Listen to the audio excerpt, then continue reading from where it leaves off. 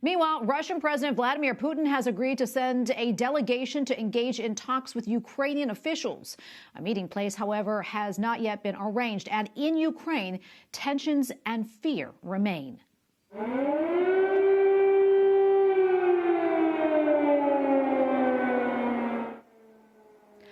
Alarms sound for a second straight day in the capital city, around 40 miles north. Fighting on the ground destroyed at least one bridge. Citizens are now leaving Ukraine, with many going to neighboring Poland. Joining us now from Poland is Iwo Bender, EWTN manager of East Central Europe. Iwo, thank you so much for your time today. Great to see you.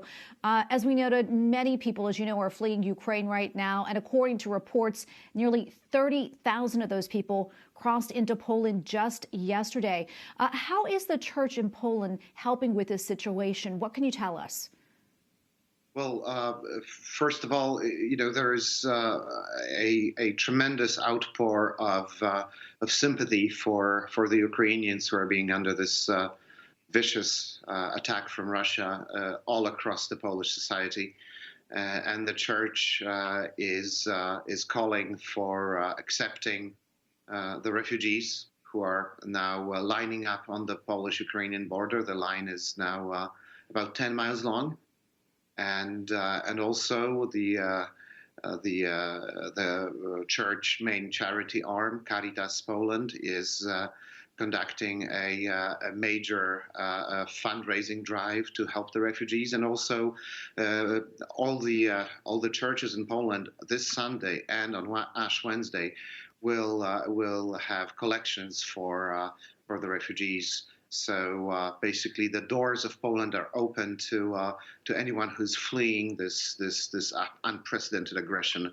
And in fact, you don't even have to have an ID to cross the Polish border right now, if you're coming from war-torn Ukraine. Yeah, and as far as the refugees, Iwo, what are the needs or the anticipated needs? I'm sure, most people are coming over from Ukraine, bringing very little, probably just what they're able to carry. Well, of course, they will need food. They will need shelter.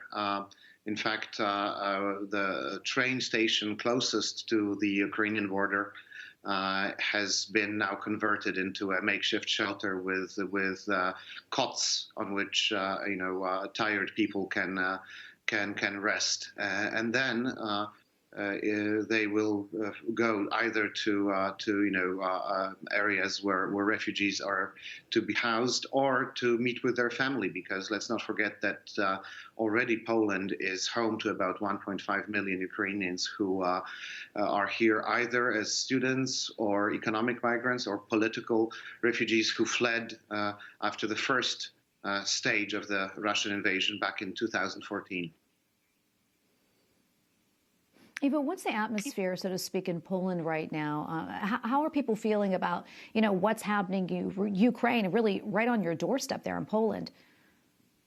Well, in fact, when the invasion began, two cities that are very close to the Polish border on the Ukrainian side were hit by Russian fire. So the war is very close to home, and there is a feeling of apprehension. I can't say that it's a feeling of fear or panic, but people are worried because this conflict has a potential of spilling over. So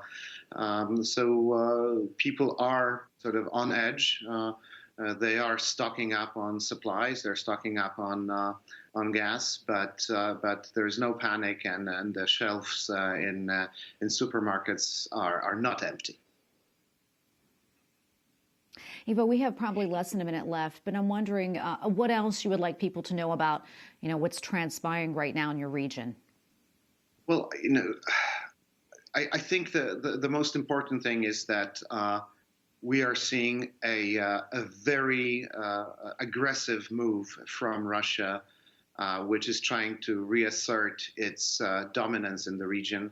We're looking at basically a neo-Soviet state that decided to put aside any niceties and simply invade and take over their neighbor. And this is something that the world has to say a very, very strong no to.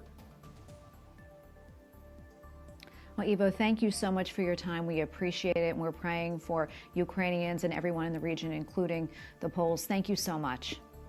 Thank you very much.